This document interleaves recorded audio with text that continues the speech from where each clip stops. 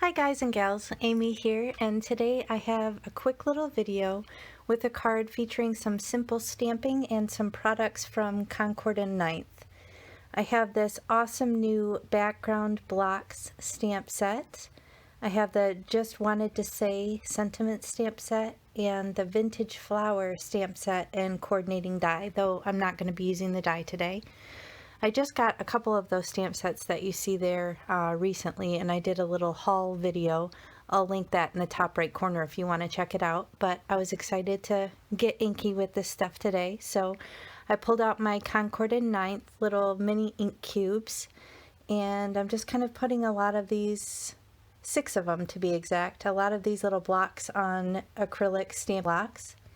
Now I kind of have an idea in mind, but as usual not specifics, so I'm kind of winging it here, and I'm just gonna pick out 6 colors to use out of these gorgeous colors from Concord and Ninth. I have Peacock, Stardust, Grapefruit, Sea Glass, Parsley, and Dove. Those are the 6 colors that I decided to use, and I'm just gonna stamp these little squares down in kind of a block shape on my page. I know that I want to stamp the flower over it, but that's pretty much the extent of the layout that I have in my mind. Everything else I'm kind of just going with it, just doing 1 color per block. And as you can see, these have all these cool different textures and designs on them.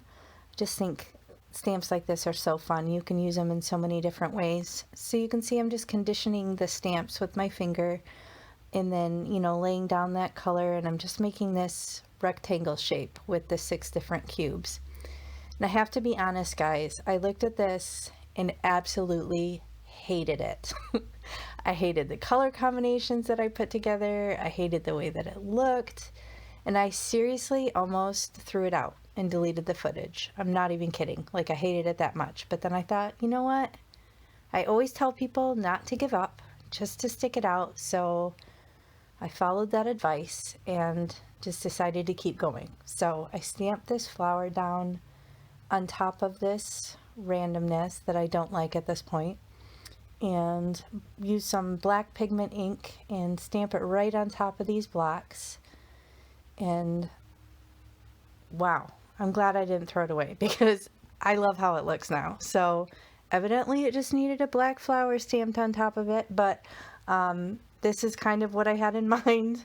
I couldn't envision it, I guess, when it was just the blocks. So I love all that texture and color. It's random. But yeah, I'm so glad I stuck it out because I seriously almost just pitched it all and moved on to something else. So that's some advice. Just don't give up. Just stay the course. Keep going with it.